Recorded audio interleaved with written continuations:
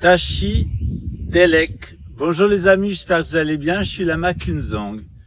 Il y a plusieurs manières de comprendre le bouddhisme. En règle générale, le bouddhisme apparaît comme une religion.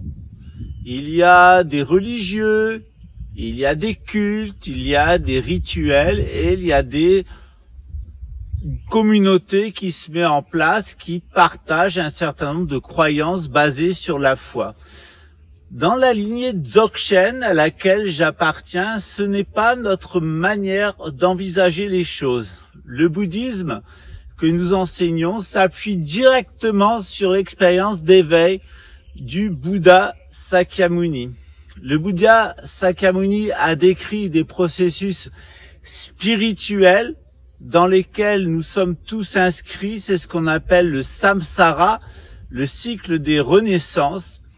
Il a décrit des mécanismes psychologiques par lesquels nous nous enfermons dans les conditionnements et il a décrit des mécanismes subtils, en particulier le jeu des éléments, le jeu des astres et le jeu des constellations autour de nous dans notre environnement qui nous permettent à travers l'astrologie de comprendre notre fausse identité, celle qui fait qu'au lieu de se manifester, de se comporter comme ce que nous sommes, des Bouddhas, et donc d'être des Bouddhas parfaitement réalisés d'eux-mêmes, nous nous comportons comme des êtres mondains qui vivent dans l'ignorance, dans de mauvaises connaissances, mais qui vivent aussi dans le désir de reproduire ce qui est satisfaisant et l'aversion pour ce qui nous a fait souffrir.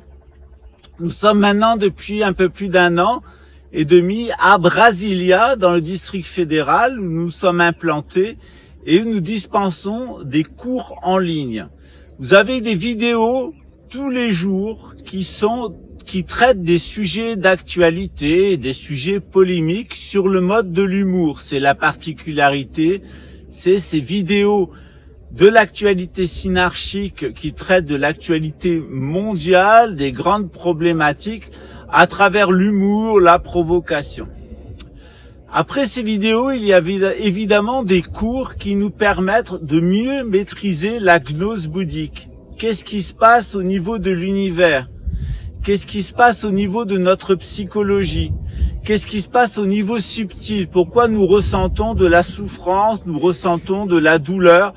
Pourquoi souvent nous nous sentons limités, impuissants et manipulés? Nous avons aussi de l'astrologie qui permet d'identifier les conditionnements qui font qu'au lieu de nous manifester comme des Bouddhas, nous nous manifestons comme des égaux, comme des êtres mondains. Ah ouais.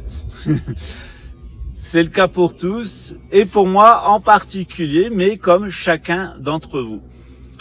Le bouddhisme, c'est aussi un accompagnement spirituel, c'est-à-dire un accompagnement particulier pour chacun d'entre vous à partir de la thématique de votre thème astral, vos thématiques de vie, de l'ego, pour trouver un cheminement pour être tout simplement une meilleure personne,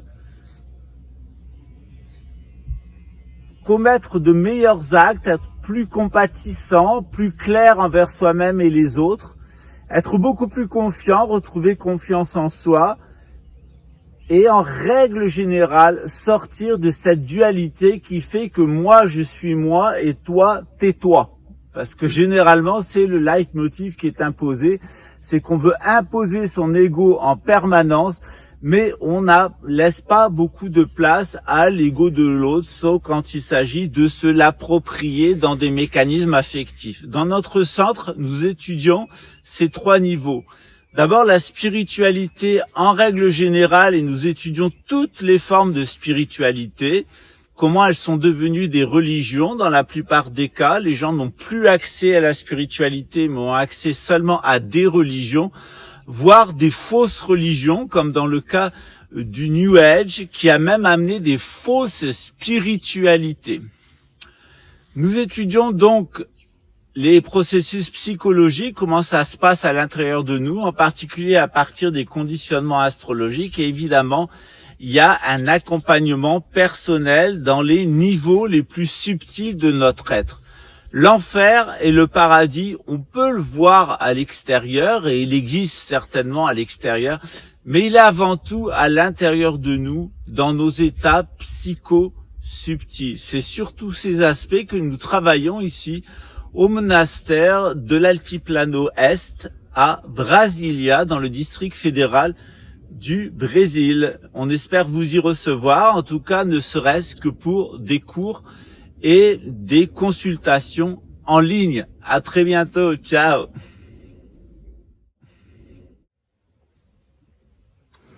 Et vous attendez quoi pour fleurir?